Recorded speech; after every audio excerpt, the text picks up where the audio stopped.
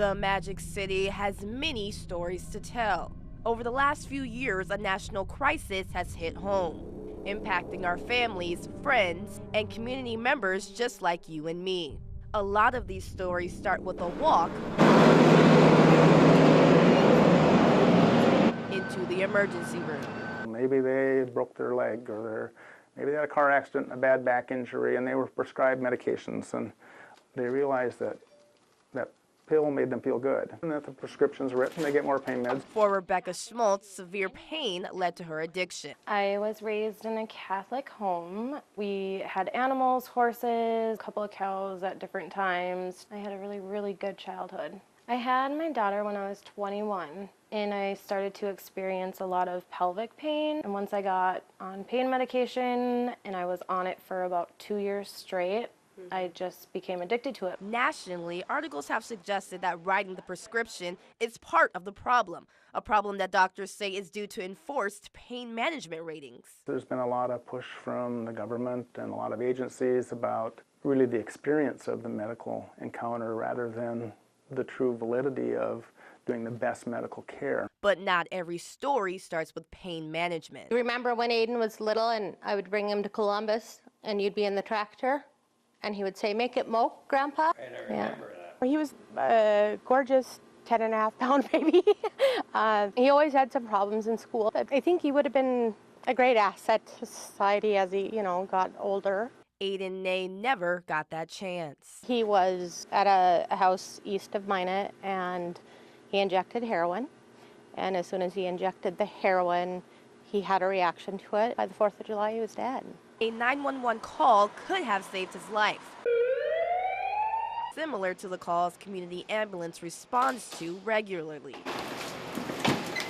We've been seeing it more and more. A month and a half, 2 months ago now, where we had a rush of them when we had 7 or 8 in a 12-hour period. The CDC says from 2013 to 2014 alone, opioid-induced fatalities in North Dakota increased by 125%. Many addicts end up in jail. Schmaltz is one of many who was at risk of facing jail time. I can't imagine having to sit in jail and detox and be sick, and it really doesn't help, because I know many people that would go to jail and they would just get out and go right back to using. We need to have options for the addicts that do end up in jail. But the debate over jail time versus treatment continues. For NBC North Dakota News, I'm Candace Charles. For many addicts, jail time is a risk they face. We see that on an everyday occurrence, and we see people in poor health conditions due to that. Recently, the death of Dustin Irwin in the Ward County Jail sparked controversy over its health practices. I think treatment needs to be available to these individuals. It's a big push from the state of North Dakota right now to try to give treatment instead of jail time.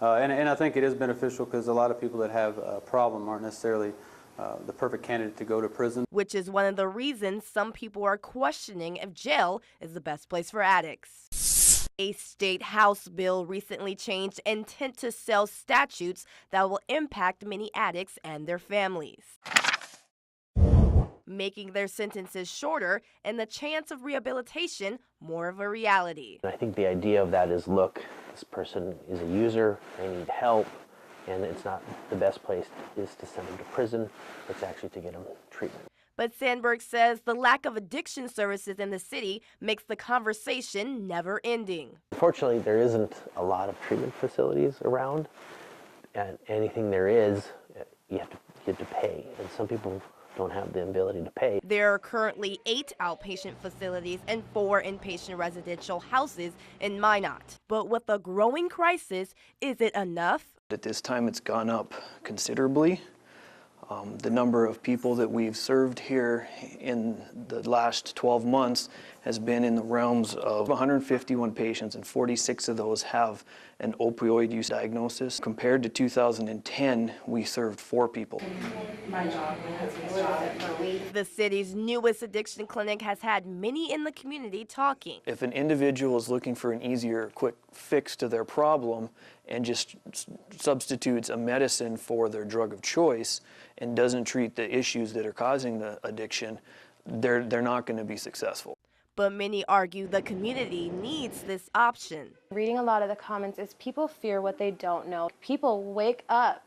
We're here. There's drug addicts in the city. They've been here, and the clinic is not attracting them. People that go to the clinic are going there for help. Over 100 clients have come through the clinic, and what we're seeing is people who are able to reconnect with their families, people who are able to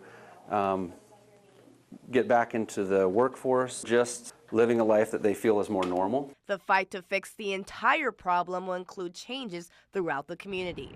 For NBC North Dakota News, I'm Candace Charles. He's not getting the help he needs.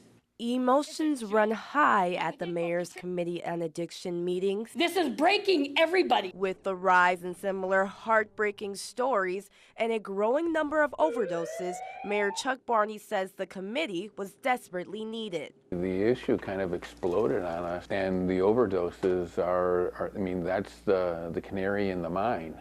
Most importantly, he says, people need to be thinking about addiction differently. We had constituents that really illustrated the problem in the community, and that it's maybe different than what I anticipated. We really need to put addiction on an equal footing with the rest of healthcare. If you are ready to use, pull off red safety guard. To inject, place black end against outer thigh. Behavioral health specialists are also encouraging more people to make sure they know how to use naloxone, a medication used to treat drug overdoses. We don't bat an eyelash about having EpiPens or other products that can save a life in a medical emergency, and it's the same thing with an overdose of opioids. Emergency services throughout the state are now carrying naloxone. Fell out and gravel. Ambulance crews across the state have administered it 266 times so far just this year. And now it's gotten to the point where we're wondering in the back of our minds this could be a drug call. We carry 4 milligrams on every one of our ambulances, and we're actually looking into carrying more. And with a prescription, you can now get naloxone from your local pharmacy. That's the new method that the legislature recently put into place to help deal with and make naloxone more available to save some lives from the opioid abuse and epidemic that we're facing. Something that Mitzi says could have saved her son's life. If you're not paying attention, the police can show up at your door and say, "We found your child dead." She says her son died of an overdose while with his friends, and hours passed before they called the police. If a person ends up dying on their watch, the first thing they're going to do is panic, and they're not going to call. They're going to run, they're going to leave. The state's legislature recently updated the state's Good Samaritan law to include immunity to those reporting drug overdoses in hopes of changing that.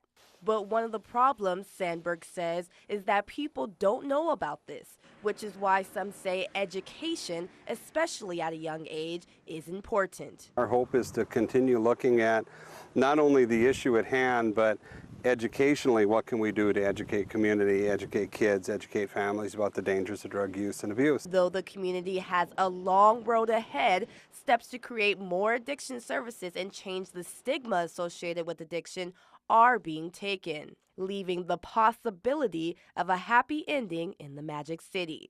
For NBC North Dakota News, I'm Candace Charles.